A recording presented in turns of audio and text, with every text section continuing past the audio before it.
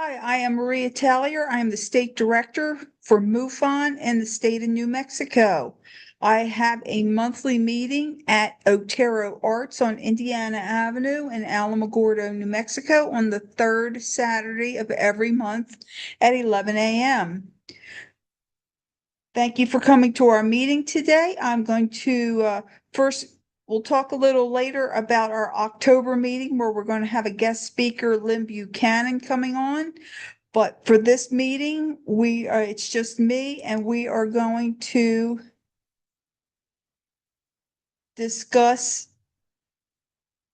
the Mexico's Roswell, the Cretin. We are going to stop and we are going to go back. Okay. Testing, 1, 2, 3. Testing, 1, 2, 3. This is just a quick screen up here to let everybody know we're going to have a guest speaker in October 18th meeting. I'll talk a little more about that later. We want to get started with our show now. Thank you for your patience. And here we go. Welcome to Coffee Cups and Flying Saucers. I'm New Mexico's MUFON State Director. We meet here on the third Saturday of the month at 11 a.m. to talk about flying saucers, and we usually drink coffee also. I want to send a special thank you out to Ruben Marte for sending me the photos from the book.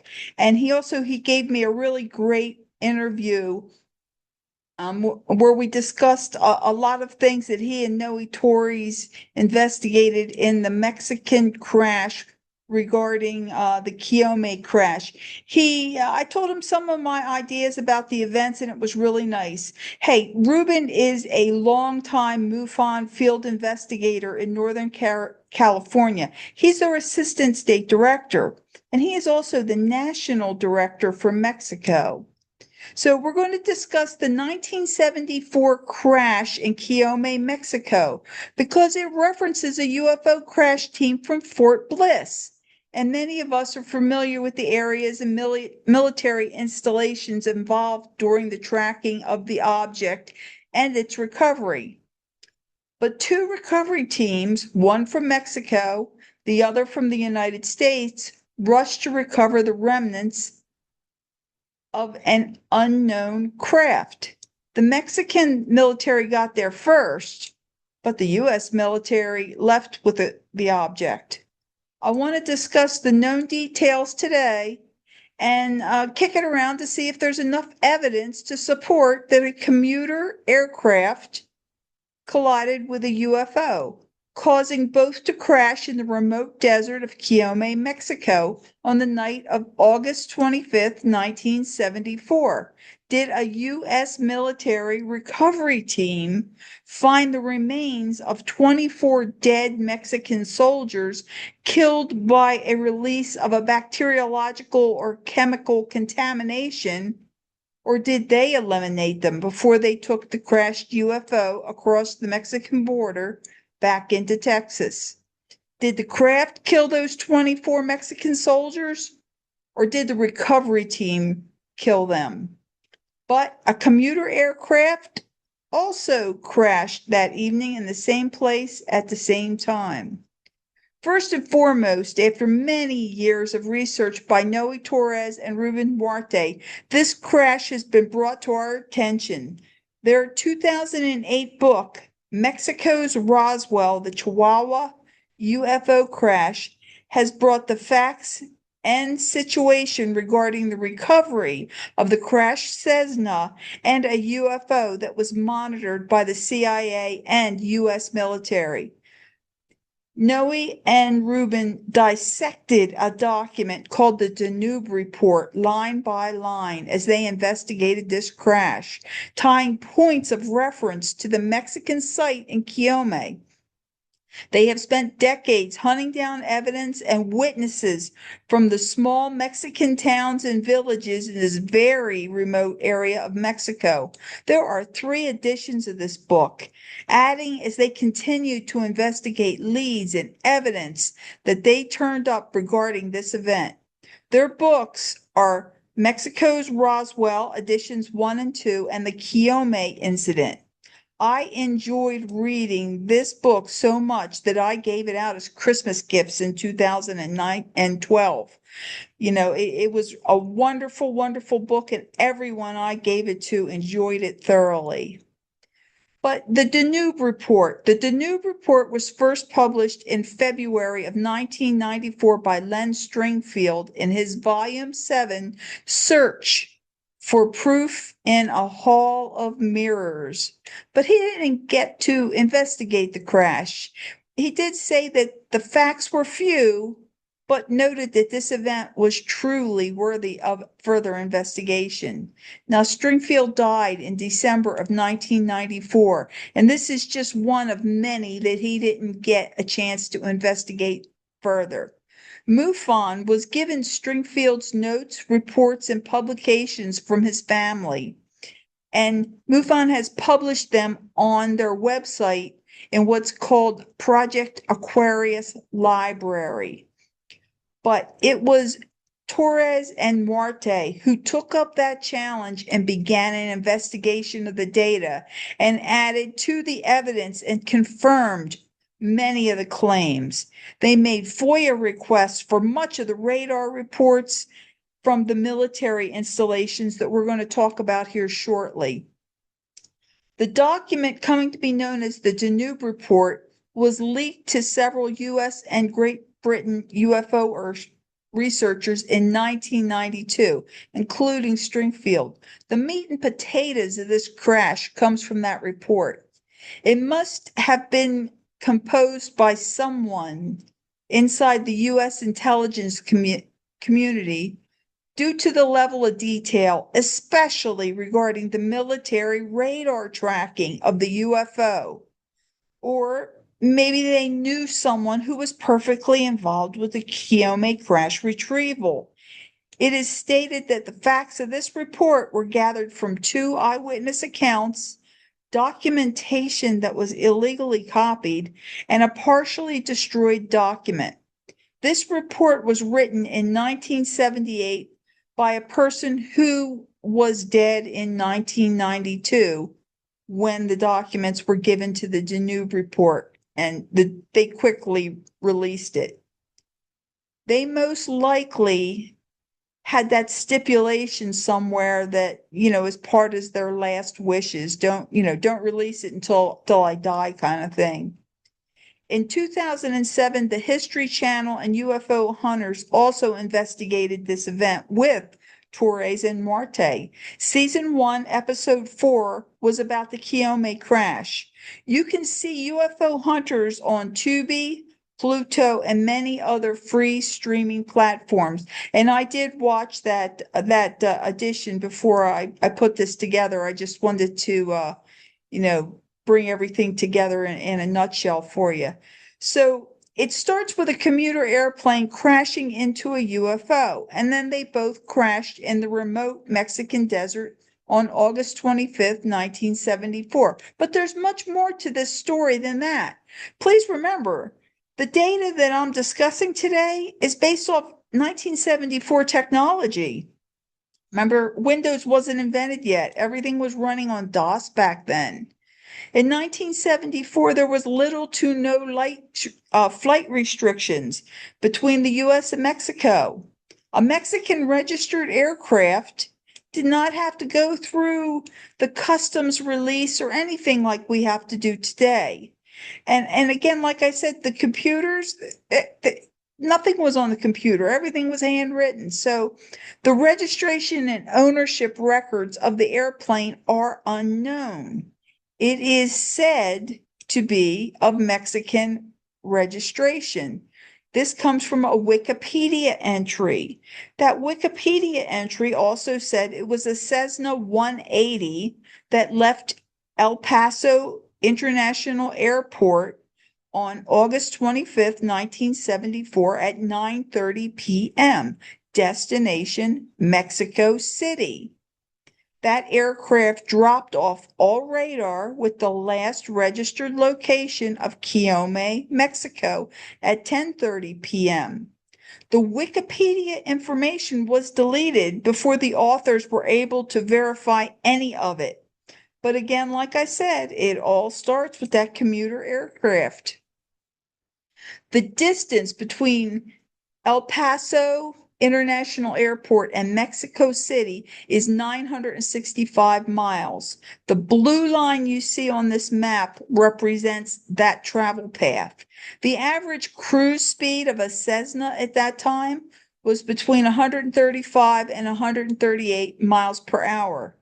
This flight would have been a multi-leg journey due to the range limitations of Cessna aircraft that were in production in 1974.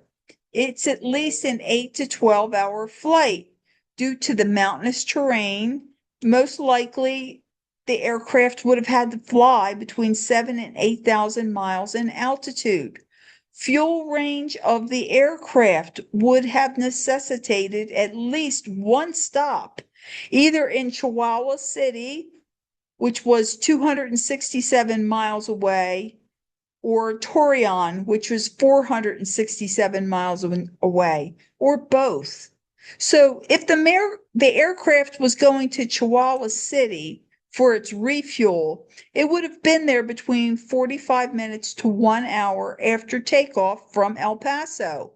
So this is the most likely scenario since the plane dropped off radar at 10:30 p.m. on the night of the 25th. Now, Mexican authorities were well aware of an aircraft crashing in the area of Coyame that night, but they did not send out a search team until the next morning due to the extreme remote location and difficult conditions that plane was lost in. But that night, they only knew about the airplane that had crashed.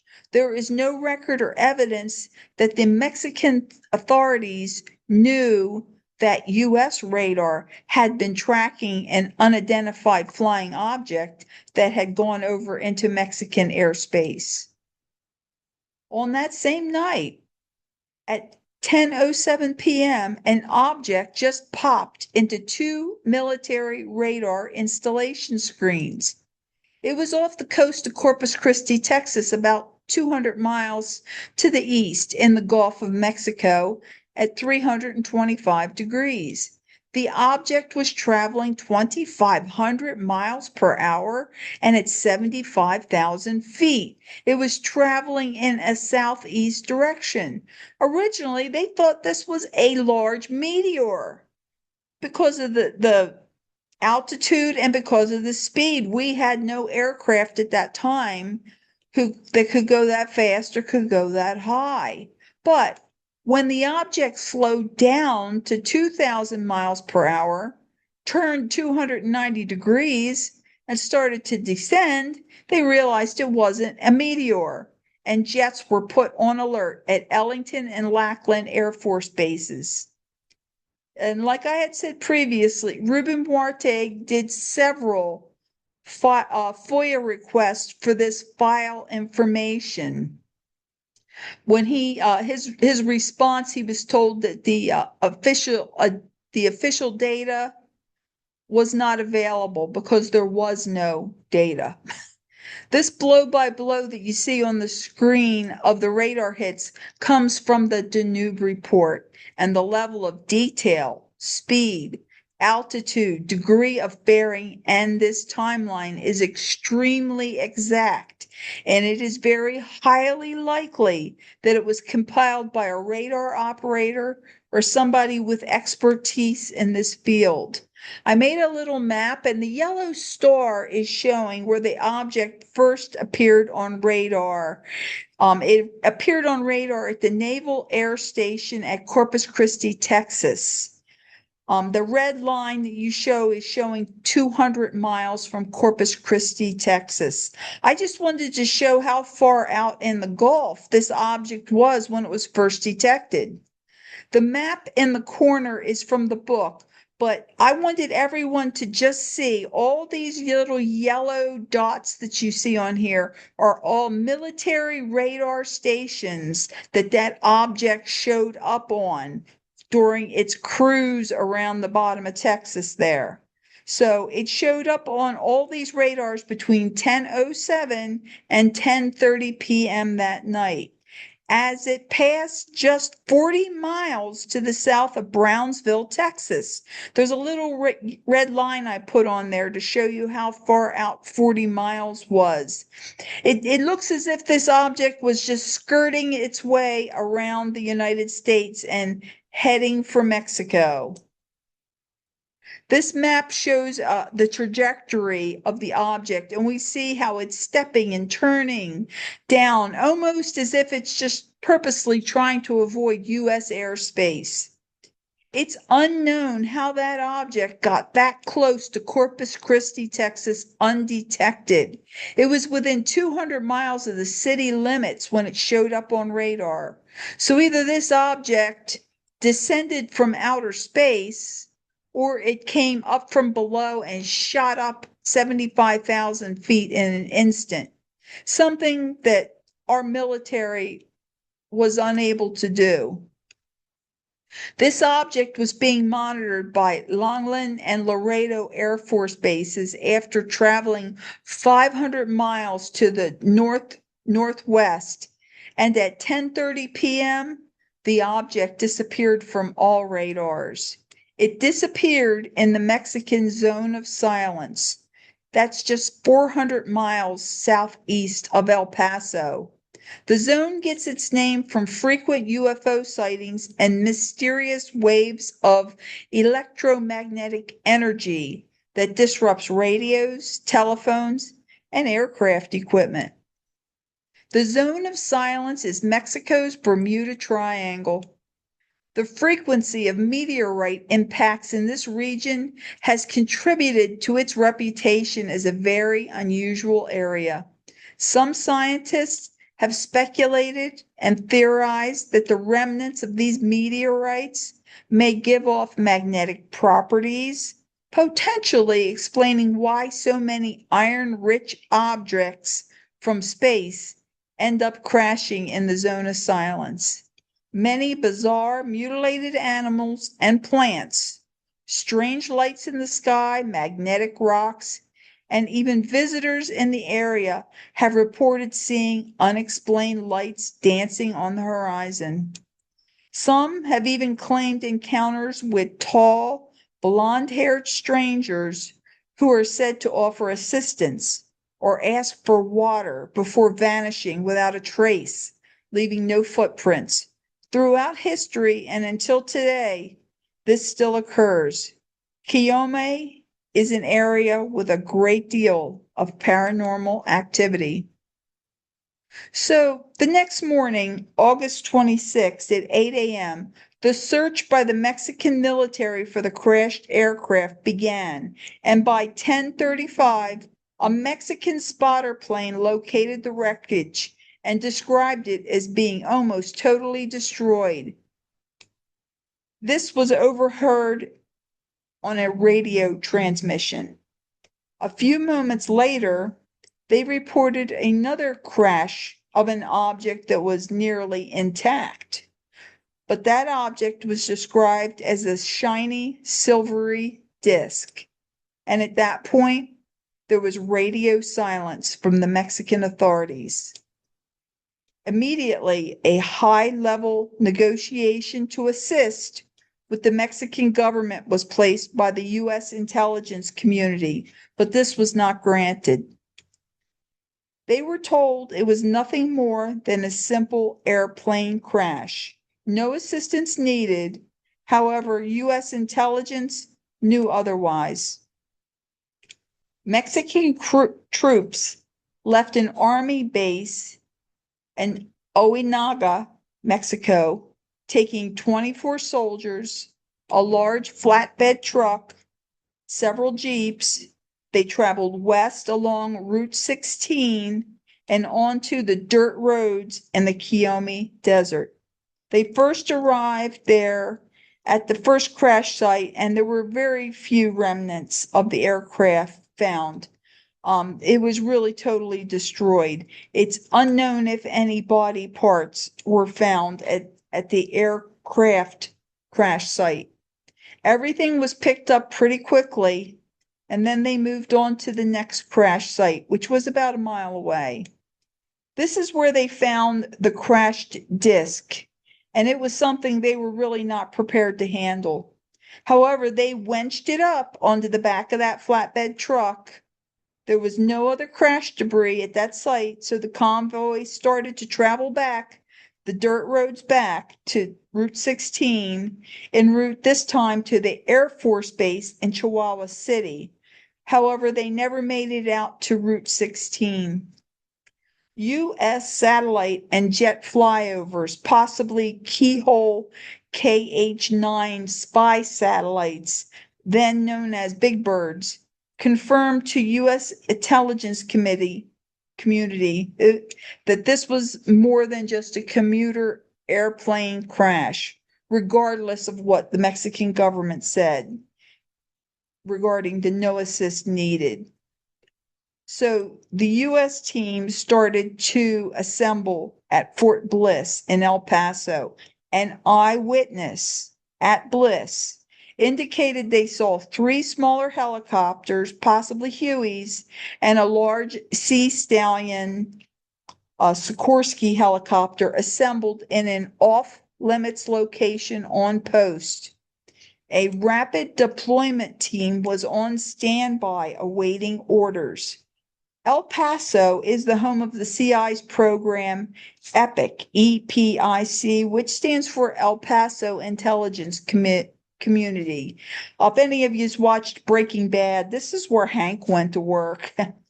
This community is assembled in El Paso, and it's used mostly for drug surveillance at that time, and now it's used mostly for illegal immigration coming across the border from Mexico. So the equipment and the infrastructure was there. That's why they were able to monitor all these transmissions and activity at that border and give the intelligence community could give the military some great intel as to just what was happening. And this is what they saw.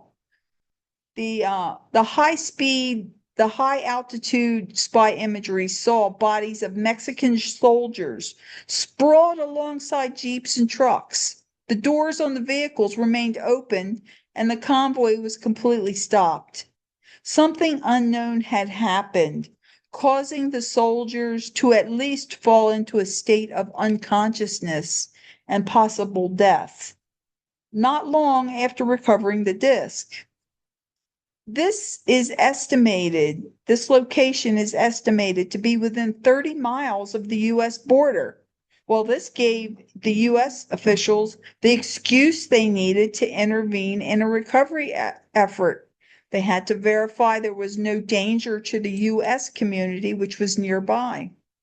The recovery team left Fort Bliss at 2:38 p.m., heading south along the Rio Grande. The purple line on this map is showing their possible path that they took, the route down along the Rio Grande.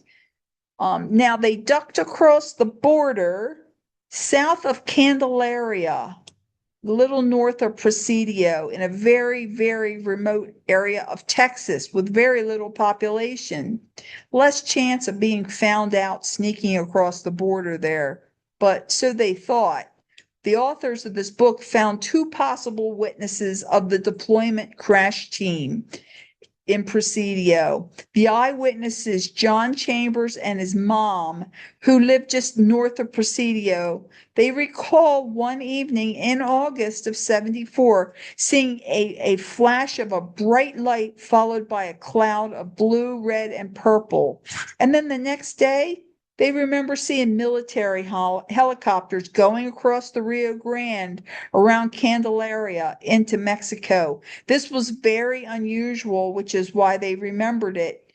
And they assumed it had something to do with the flash they saw the night before. Also, in 2012, that Wikipedia post I talked about before, they also noted that person who did the Wikipedia post was named Mercy 11. Mercy 11 said that the recovery team from El Paso was 15 former U.S. Armed Forces personnel. Mercy 11 listed the name of many of those team members in that Wikipedia post. That these are the people who entered Mexico after intercepting a radar transmission confirming the exact location of the crash site. The U.S. recovery team was outfitted in full bioprotection suits and PPE, and they quickly found the Coyame site by 4:53 p.m. They quickly assessed the situation, determining that all 24 Mexican soldiers were dead, most slumped over in their military vehicles. The U.S. team split into two. One team loaded the crashed UFO taking it with a tow cable off the back of the flatbed truck. They enclosed the UFO with a protective covering to prevent a leak of any biologics that may have killed the Mexican soldiers. They then camouflaged it just to prevent any looky-loos from finding them out. And then they lifted it out with that Sea Stallion helicopter, heading back across the Rio Grande safely into Texas by 5:14 p.m. 21 minutes from landing in Mexico, they were back in Texas. The remaining team gathered the bodies of the dead soldiers, the crashed airplane debris, and all the Mexican military equipment. But these items were not retrieved. They were eliminated. All evidence was disposed of in Mexico using high explosives and possibly a small nuclear device. The remaining team then loaded into one of the Hueys and departed by 5:46 p.m. This was a trained precision team that got in and got out quickly. They destroyed all the evidence of that crash and all evidence of them ever being there. During the course of the investigation, the authors have turned up additional evidence from August of 1974 timeframe. They found a Mexican newspaper article regarding a military truck overturning and many soldiers being killed. Additional investigation of this turned up an obituary for one of those killed in the crash. His name matched the Wikipedia entry from Mercy 11.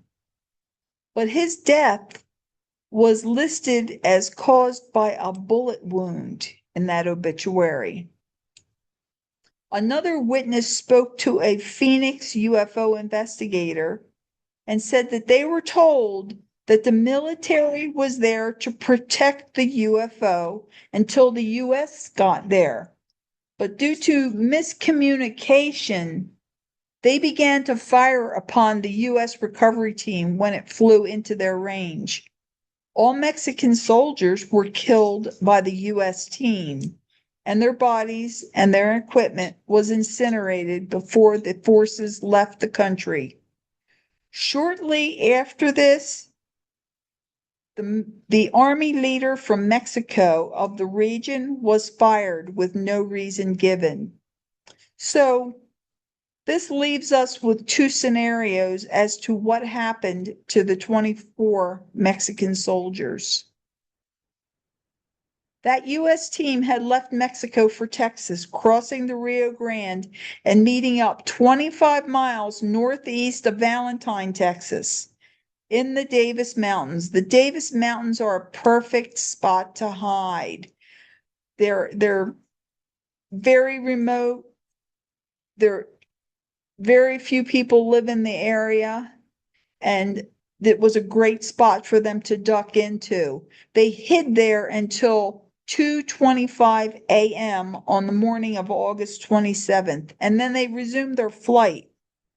They headed for a road between Van Horn and Kent, Texas. And there they landed and they unloaded the UFO into a sealed unit. And then they put that sealed unit onto the back of a flatbed truck and they left for Georgia on back roads. It was approximately 1,380 miles. The reason for going to Georgia could be because Atlanta is the home of the CDC, the Communicable Disease Center, that actually opened in Atlanta in 1946. And also nearby was Emory University, which is a worldwide leader in disease control. But this kind of made me wonder if they're that interested in the biologics that they were taking this UFO to the CDC or to Emory for investigation, why did they leave the bodies of those soldiers behind? You would think that a research facility would want to see the firsthand effects of those toxins on a human body. So that just made me wonder a little bit there. The authors of the book feel that the investigation has led them to the crash site occurring about 50 miles to the northeast outside of the town of Coyame, Mexico. After going from town to town along the dirt highway and speaking with many locals, the crash occurred in an area known as El Llano. They also followed the Danube report that said the 4 U.S. helicopters left Bliss at 2:38 p.m., traveling south along the Rio Grande. The UFO crash site was reported to be 225 miles from Fort Bliss, and they were at the convoy site at 4:53 p.m. The Huey is a pretty slow helicopter, so it probably only flew about 100 miles per hour, especially in that mountainous terrain. That would have They would have entered Mexican airspace around Candelaria and then traveled 71 miles west to El Llano. This purple line is showing 71 miles, and I put a circle around the mountainous area. And when you look at that, that is also 50 miles from Coyame. I think this really verifies that the author's estimation of the location is pretty good, but there was more evidence. In 2007, the authors and 2 local residents took the Discovery crew to several sites just outside the town of Coyame. They investigated a field of scattered aluminum airplane parts and lots of other crashed debris that the locals believed had been from drug smugglers crashing. About a mile from this location was a circular pattern of scorched earth with a mysterious deep hole in the center. This area was littered with fragments of metal parts. It could have possibly been an abandoned well that was used as a local dump site. This mystery pit was photographed and samples were taken. Evidence of metals that fused and when analyzed were found to be of mixed elements and just too difficult to classify. This process is called Locker's exchange principle. It's when 2 objects come into contact and a transfer of materials occurs. Soil samples from that pit confirm traces of common chemicals that you would find in just any burn pit. They also found portable lighting and 55-gallon drums in that mystery hole. The editor of UFO magazine, Bill Burns, felt that an incendiary device may have been used in the well because of the higher than normal levels of radiation.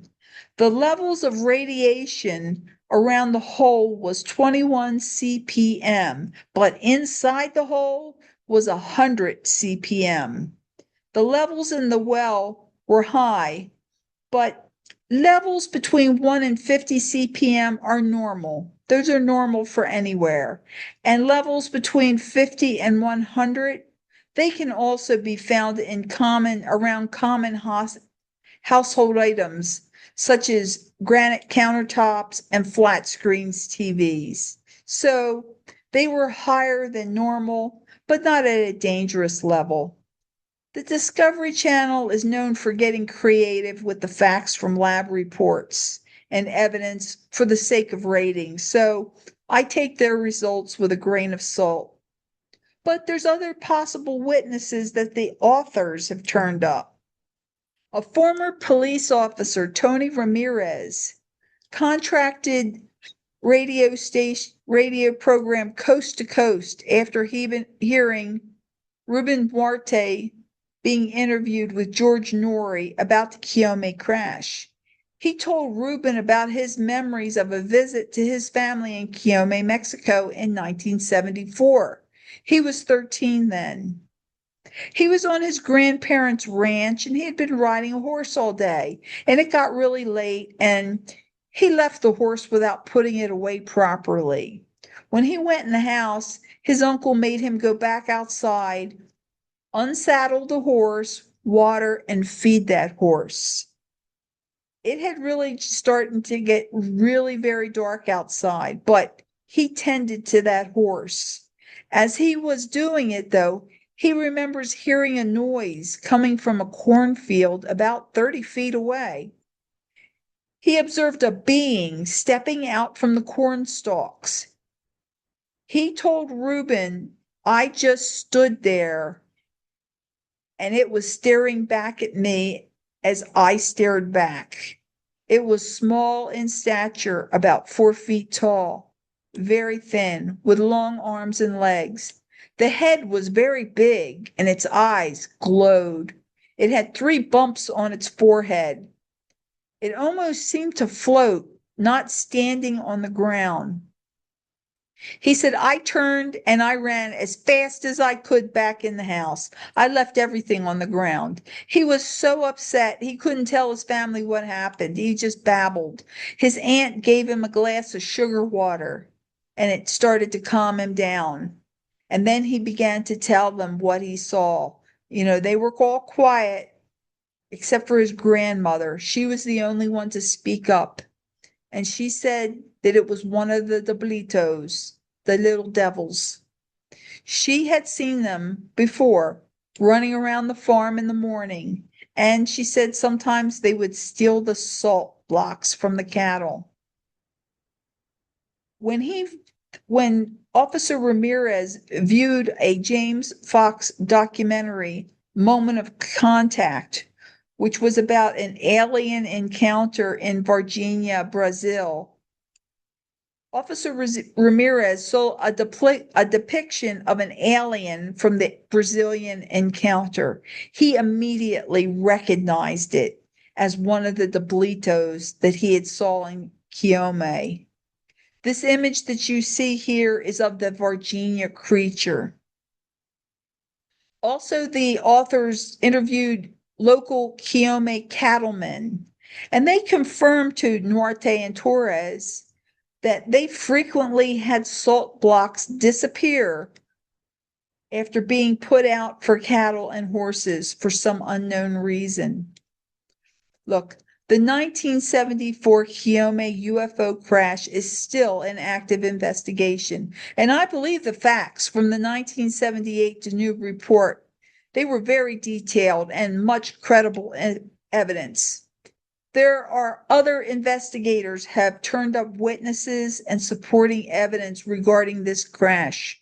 Currently, there's a lot of records and reports that are being released, so more information from this crash may turn up. We could find it on the Black Vault anywhere, especially that military radar. I really, really like to see that myself.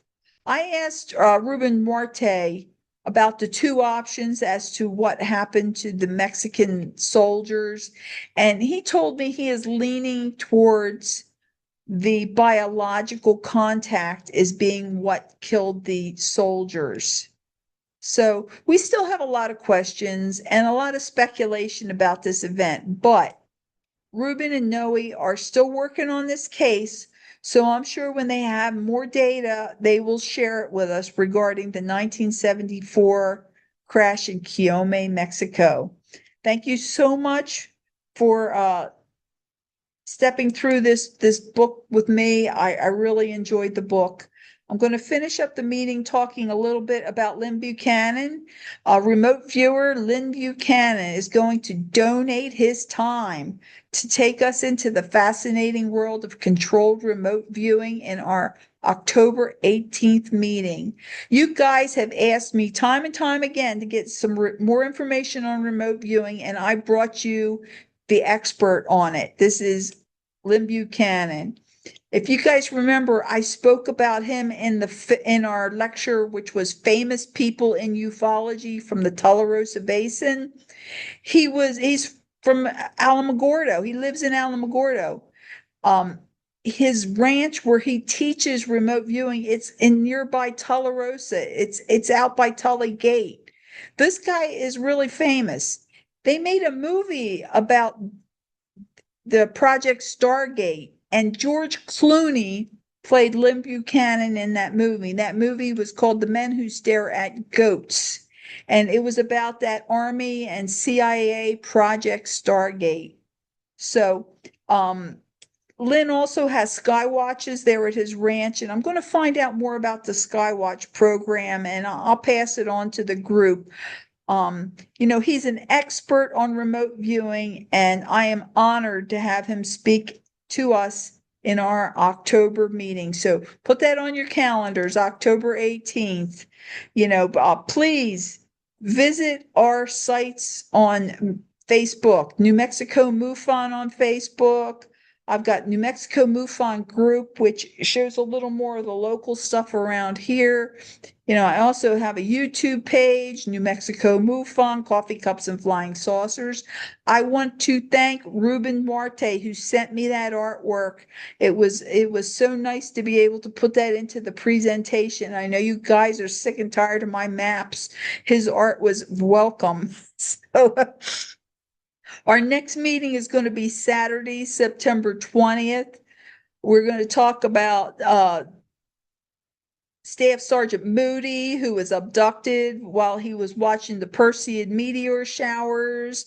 When he left Holloman, since we all know where he worked on Holloman, and we know exactly where he lived. So we're going to talk about Staff Sergeant Charles Moody in our September 20th meeting. And also, please be kind to our supporters. Otero Arts really does us a favor letting us have our meetings there at a discounted rate. And I would get the donuts from Daylight Donuts and Climate Heating and Air. They're great, great supporters of our program. They help me keep it on the show every month. So thank you all again. I'm Maria Tellier from MUFON. See you next month at Coffee Cups and Flying Saucers. Thank you again all for coming to the meeting.